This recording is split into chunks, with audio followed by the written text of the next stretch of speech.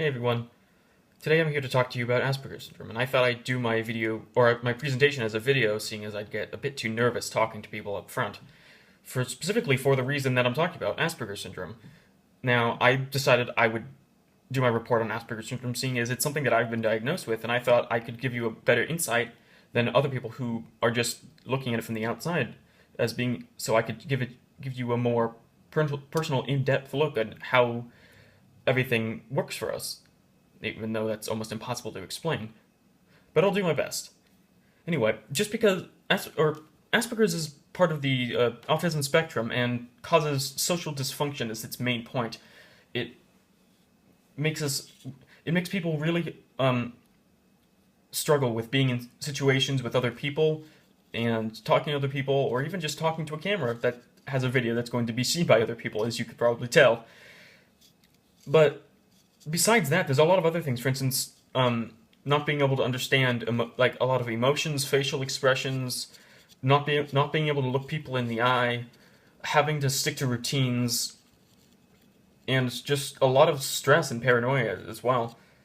But just because I have this doesn't mean that that's the end of the line, or it's that I can't do anything successful with my life. A lot of people, famous people, have had Asperger's syndrome. For instance, Bill Gates has Asperger's syndrome, Dan Aykroyd as well, and even Satoshi Tajiri, for those of you who don't know who that is, he created something called Pokemon.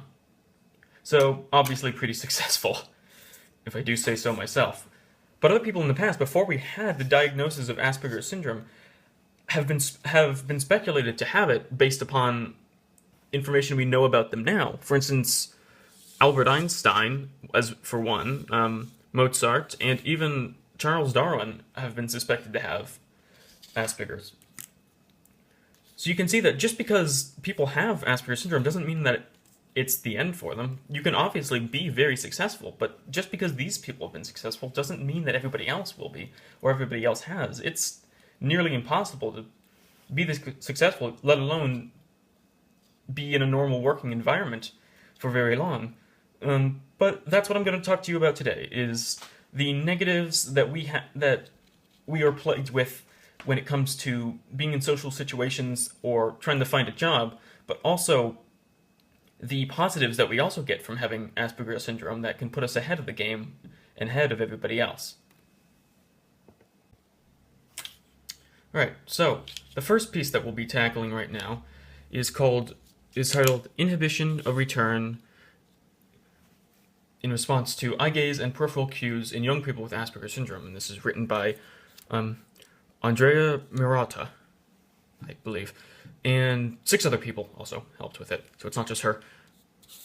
But the point of this one is to understand the differences between how the neurotypical community and the Asperger's community react to not only cues out of your peripheral vision, like hand gestures, but also cues that are given via eyes, like looking to different directions to show what they want, to show something. So the way that this was done is there were 2 groups. First group here was the neurotypical group, and the second group here was the Asperger's syndrome group. Now, for this one, this is done with the young children, so the average age of all of these people are about 10.6 years old. So, still pretty young for this. But both groups are made up of 14 people each. And each group is made up of 12 males and 2 females. Now, to make sure that everybody was on the same page as well, all participants also have an IQ of at least 85 on standardized IQ tests.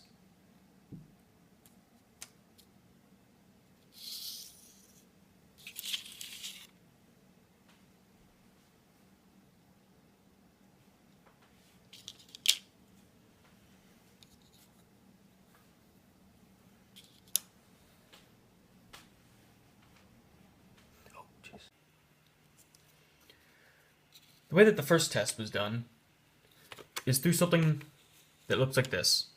This was on a computer screen, and the volunteers were tasked with staring directly in the center of the screen in this area.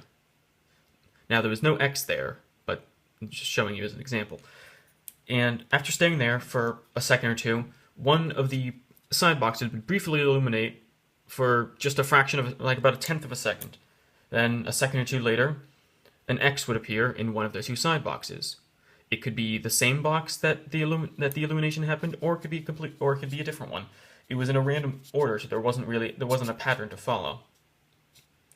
Now, when that happened, immediately afterwards, each person had to press a button either on the left or on the right to say which side the X showed up in, whether it showed up in the left or the right. This happened 45 times, plus an additional 5 where the X never showed up at all. And it was just the illumination, and then nothing, until the next one. The point of that is to see whether people were simply guessing, or were subconsciously following the flashes rather than following the X's when they pushed the buttons. After this, there was the second part of it, which involved faces instead. Now, for the faces, it was exactly the same flash, the same everything, except that in the center in the center of it there would be a face there rather than nothing. They'd be staring at the face, and the flashes would happen same time, same everything like that, except rather than one of the two boxes having an X in it, the face would either look to the left or look to the right. This would be done with its eyes, not the head, as this would just be a still image, not a video.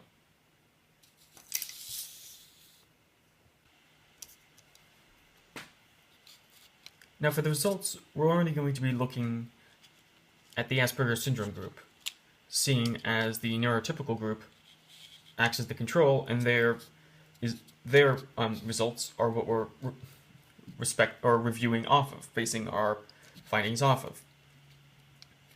So when looking at the peripheral cues, which was the X's in the boxes, both groups, of course, had normal response time. For the control group being obvious, seeing as that's what the normal response time is, But the Asperger syndrome group, contrary to what some people would believe, did not have any problem with this whatsoever. However, when it came to the eye gaze cues, there was significant impairment, that people were slower, they were less accurate, and that really falls in line with something that I've noticed and other people have noticed about having Asperger's syndrome. We tend not to look at people's eyes. It's one of the things that we just either we're uncomfortable with it or we can't do it. I'm not really sure, because it's not something I can really explain, even from the inside. Looking at somebody's eyes is just not something that we really do. It's not natural for us. So when we don't look at their eyes, we can't get their eye gazes or their cues they're giving us with their eyes, and we're a lot slower to react to things like that.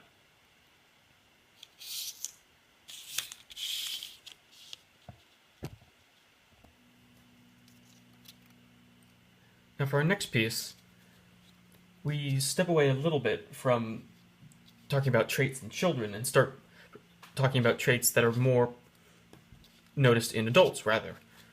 So the next piece, another long one, is titled Recognition of Facial Expressions and Prosodic Cues with Graded Emotional Intensities in Adults with Asperger's Syndrome, which has been written by Hirozaku Doi and 7 other people.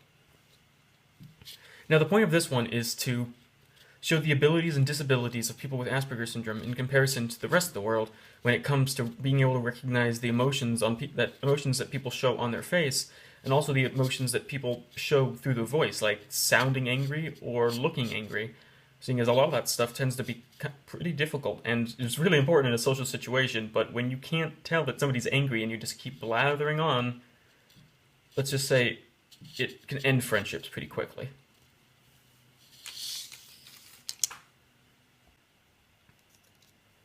So the way that this test worked is both groups, both the neurotypical and the Asperger syndrome groups, each person would sit in front of a computer screen as it was for the last paper, except that rather than boxes that they're staring at a blank screen when suddenly a face would appear.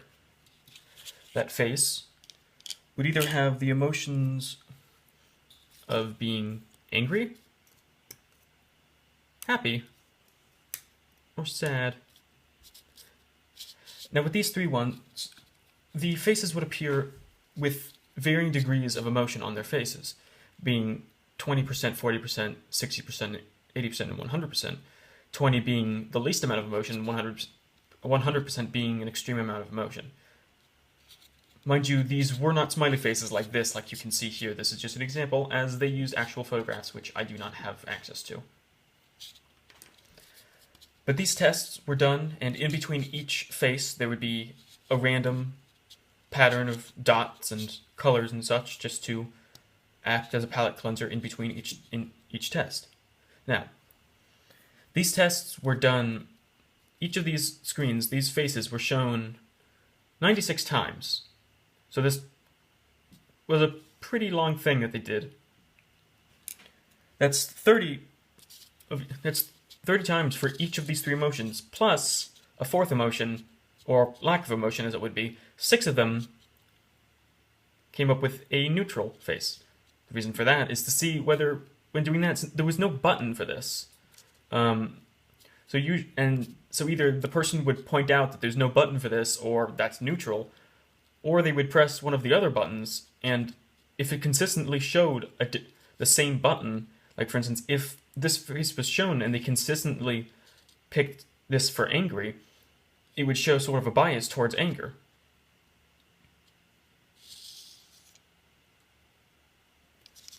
Now, afterwards, the entire test was done a second time, except all of the faces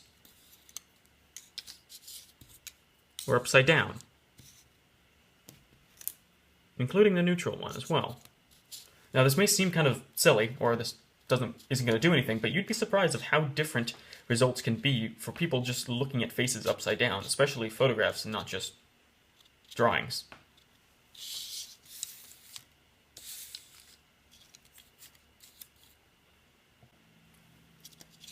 The third and final test for this section would be exactly the same as the previous two tests, or the first test as it would be, except that for each of the 3 emotions and the 1 lack of emotion here, for each of the emotions, you would hear a voice instead of see a face, and those as well would be in the varying degrees of emotion. This was counted as the vocal, or as it would be the prosodical or prosody section of the test.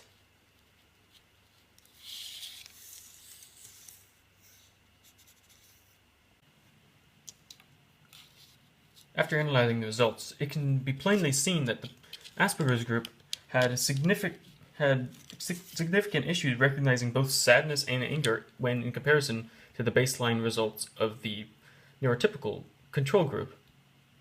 Now, this is again something that falls in line with Asperger's syndrome, and I can vouch for, seeing as a lot of times I have trouble telling whether people are angry or sad, or even not angry or sad, and all the times in conversation I stop what I'm saying and ask them if they are, because I really don't know, and if I don't know, a lot of times I can't have a proper conversation. But besides that, it was pretty much identical, except for when started using the upside down faces instead. Both of the groups, both the neurotypical and the Asperger's group, had like a decrease in their response time and also their accuracy when trying to decide which of these faces had which emotions. The decrease from their baseline of the neurotypical group was actually greater than it was for the decrease of the neurotypical, or the Asperger's group's decrease was from their baseline. And frankly, the thing that seems to be the fact for that is that again, since we don't understand emotion as well, we don't look for the emotions as much as we do just the patterns of the face. So seeing faces upside down just looks like seeing a pattern upside down or seeing another shape upside down, so it's easier to recognize for us than it would be for other people. However, when also trying to decide, like, when also showing which faces, as the accuracy, the higher the accuracy usually would correspond with the higher, like, percentage of emotion shown in the voice or in the face. But with the Asperger syndrome group, that didn't always correlate as much, like, in the way that you'd think, as it would be for this group. More intensity would mean more accuracy in understanding it. But for this group, that's not necessarily true, and that's not something that anybody really has any explanation for at this point.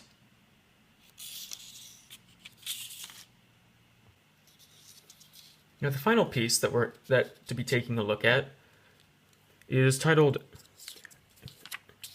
Asperger is different, not less, occupational strength and job interests in individuals with Asperger syndrome. This was written by Timo Lorenz and Catherine Hainitz. Now, the point of this paper is less of a scientific study, as it is more of a data collection, talking to people with Asperger's and people without. So this was done with an online survey asking about demographics, strengths, Asperger's diagnosis, general self-efficiency, occupational self-efficiency, and personal job type, or interest in jobs. Now, the reason it was an online survey is that from results that they had gotten from asking questions to people with autism before, or people with Asperger's syndrome before, having an online survey is much, much more reliable to have accurate readings and much, much easier for people to do, seeing as being in a social situation to have an actual survey is much more difficult.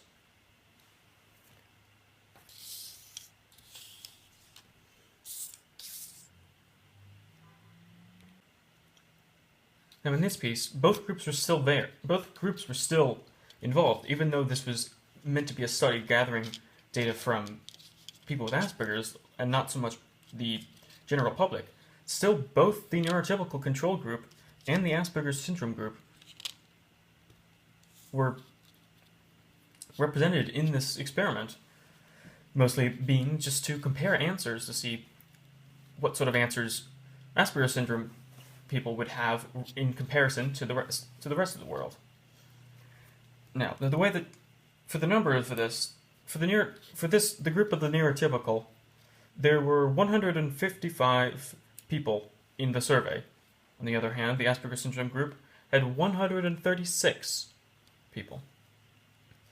And again, it was an online survey asking about the same things, such as each person's demographic, what they believe their personal strengths are, whether they have an Asperger's diagnosis or not. That's just obviously to know which group everybody's in. Also to ask everybody's general self-efficiency, what their self-efficiency is in their job, and also their personal job interests.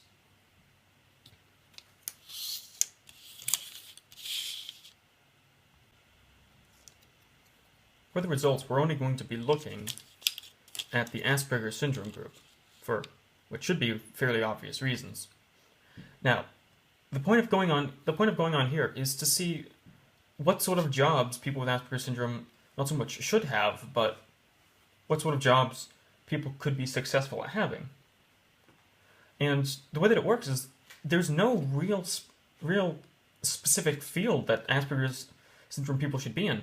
The main point of this is to find like the perfect person-job fit, which seems kind of silly to think about. Like, it's going to be a job that you want, obviously, but as it would be for the rest of the world, we can't just simply have a job to have a job. We can't go and work at a store simply to make a living so we can go to school. If we don't enjoy the job, or if the job is not interesting to us, we simply cannot perform adequately to be there.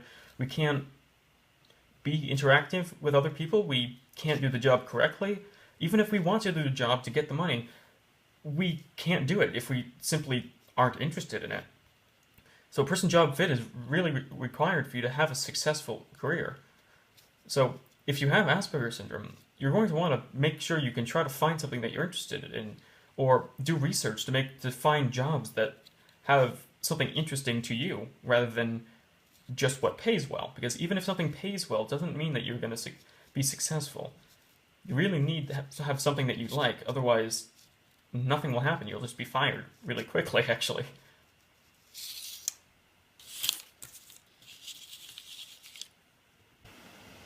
After analyzing the results of the data acquisition and also all the previous tests altogether, we can see that some of the main points that we have that Asperger's syndrome people have ahead of everybody else includes things like being, once they have a job that they're interested in, if they're being interested in something, they can be very, very they can spend very, very good attention to detail and spend hours obsessing over every single thing, trying to make everything perfect, which to an extent can be bad in some cases, but if you're doing a job that requires such a thing, you're probably going to be a lot better at it than other people. Now, the other problem is that teamwork and things that require social communication and things of that sort tend to be on the lower scale of what we can do.